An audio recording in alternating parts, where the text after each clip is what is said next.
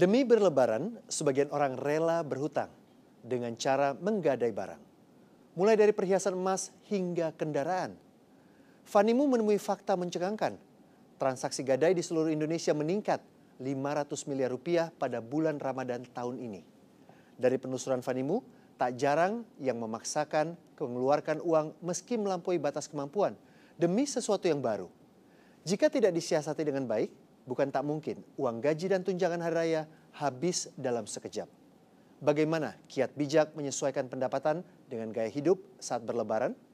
Pemirsa, simak penelusuran Fanimu selengkapnya.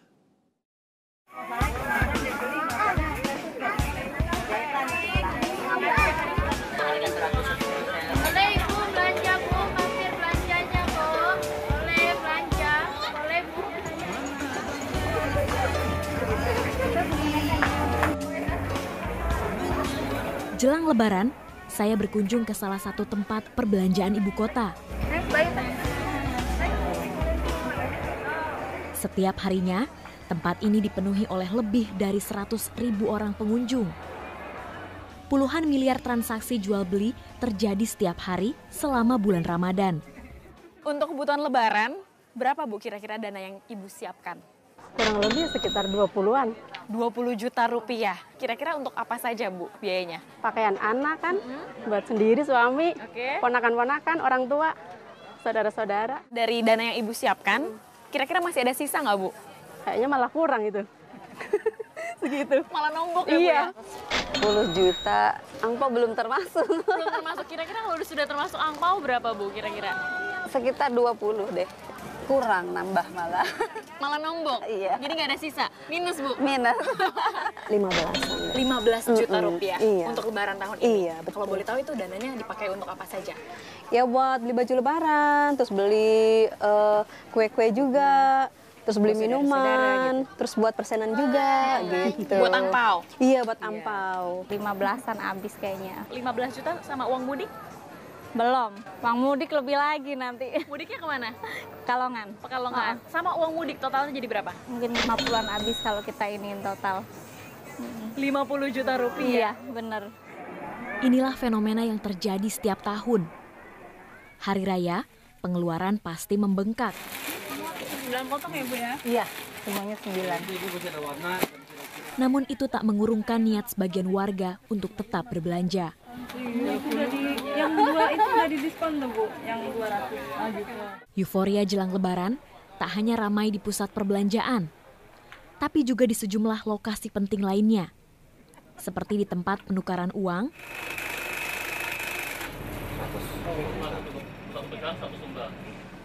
stasiun kereta, toko yang menjual aneka parsel Lebaran, hingga tempat menggadai barang. Kalau boleh tahu Ibu datang ke sini untuk menggadai barang apa Bu? Berupa emas. Perhiasan? Perhiasan. Gelang atau kalung atau? Gelang. Ini rencananya dana yang cair berapa Bu dari yang digadaikan? Nggak banyak ya Mbak ya, cuma 4 juta. 4 juta? Ya lumayan lah Mbak, cukup. Kalau untuk Ibu sendiri alokasi budget khusus untuk dana Lebaran itu sekitar berapa sih Bu? Kurang lebih 10 juta ya, 10 jutaan. Demi berlebaran, sebagian orang rela berhutang dengan cara menggadai barang. Bagi Astuti, inilah cara yang rutin dilakukannya setiap tahun untuk menambal kekurangan biaya kebutuhan Lebaran. Untuk Ramadan baru kali ini aja Ibu menggadai? Enggak. Oh, untuk Lebaran udah 3 kali ya, 3 kali Lebaran ini. 3 kali Lebaran berturut-turut? Iya, berturut-turut. Menggadaikan iya. perhiasan? Perhiasan juga. Iya. 1 gelang emas Ibu ya? Iya. Tak hanya perhiasan emas yang kerap digadai.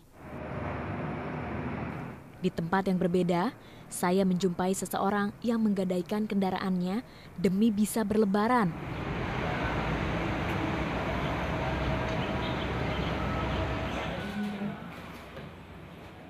Selamat pagi Bu. Bisa dibantu? Ya, saya mau menggadaikan motor saya. Dengan surat-suratnya tentunya. Bagaimana bisa? Bisa, nanti syarat-syaratnya kendaraan beserta surat-suratnya BPKB, STNK, dan faktur semuanya ditahan di sini. Oh ya, kebetulan saya bawa Mbak. Boleh dilihat BPKB STNK-nya Baik. Bapak? Atas nama sendiri ya Iya, kendaraannya atas ya? nama sendiri.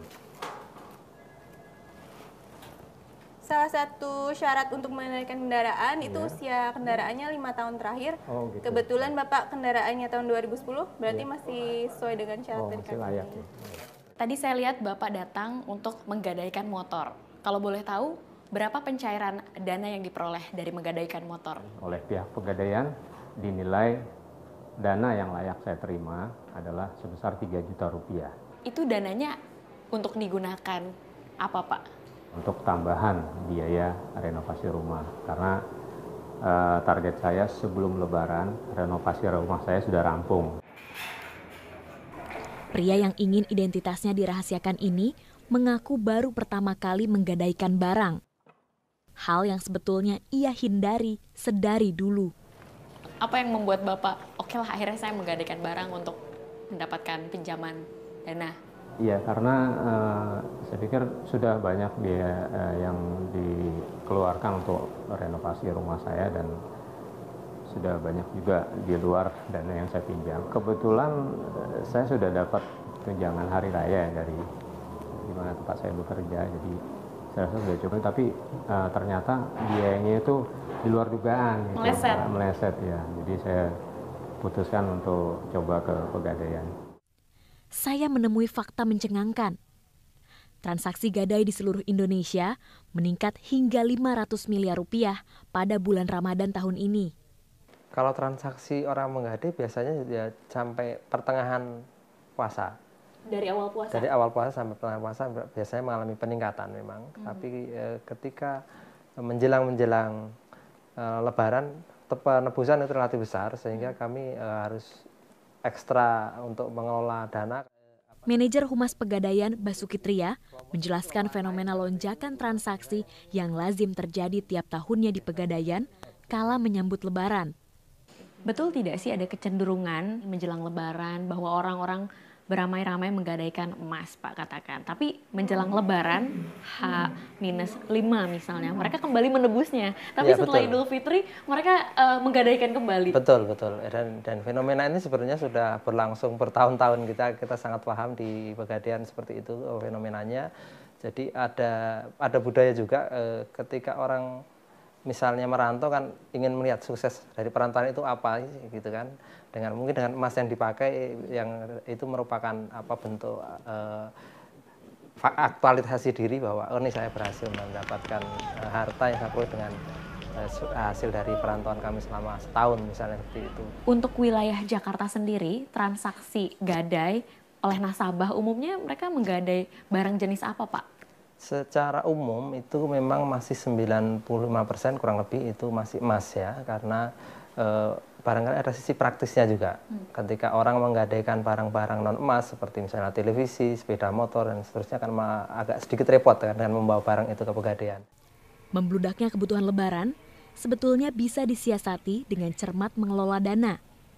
Jika tidak, bukan tak mungkin uang gaji dan tunjangan hari raya ludes tanpa sisa.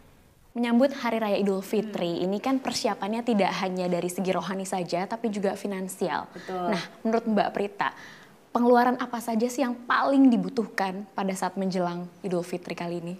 Yang pertama itu pastinya semua orang akan butuh untuk mengeluarkan zakat.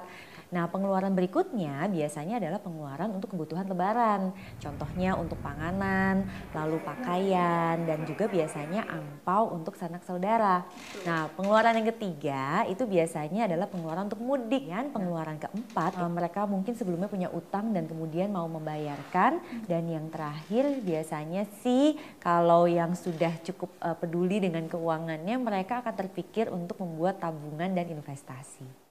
Perencana Keuangan Prita Gozi mengungkapkan fakta menarik dari budaya konsumtif warga yang seolah menjamur di bulan Ramadan. Ternyata menariknya lagi statistiknya itu adalah memang masyarakat di Indonesia saat dapat THR itu 90%-nya pasti dihabiskan untuk makanan. Lalu sekitar 70% menggunakan THR untuk membeli baju baru. Lalu barang elektronik ini juga ternyata adalah fenomena yang menarik. Orang pada saat dapat THR 50% lebih dari masyarakat Indonesia ternyata membeli elektronik. Agar tidak terjebak pada kondisi besar pasak daripada tiang, Prita membagikan triknya agar bisa berbelanja pintar di bulan Ramadan. Yang pertama adalah harus punya rencana belanja. Karena kalau tidak, kita akan selalu merasa uang kita masih banyak karena kita baru terima penghasilan 2, yaitu gaji dan THR. Nah, setelah bikin rencana belanja, kalau bisa kita bikin pos-pos alokasi. Kalau orang zaman dulu tuh sering pakai dompet dan juga amplop. Tapi kalau saya sekarang di zaman modern menyarankannya pakai rekening tabungan. Nah, yang ketiga itu kita lihat dulu kalau mau belanja pakaian coba bongkar lemari. Jangan-jangan ada barang yang masih ada tag harganya. Allahu Akbar, Allahu Akbar, Allahu Akbar. Bulan Ramadan seharusnya menjadi bulan penuh hikmat dan berkah, bukan justru bulan penghabisan tanpa arah. Bijak mengatur pengeluaran dan ikhlas membagikan rezeki membuat Lebaran menjadi lebih berarti. Karena pada akhirnya, perhiasan paling berharga yang perlu disiapkan adalah hati kita masing-masing.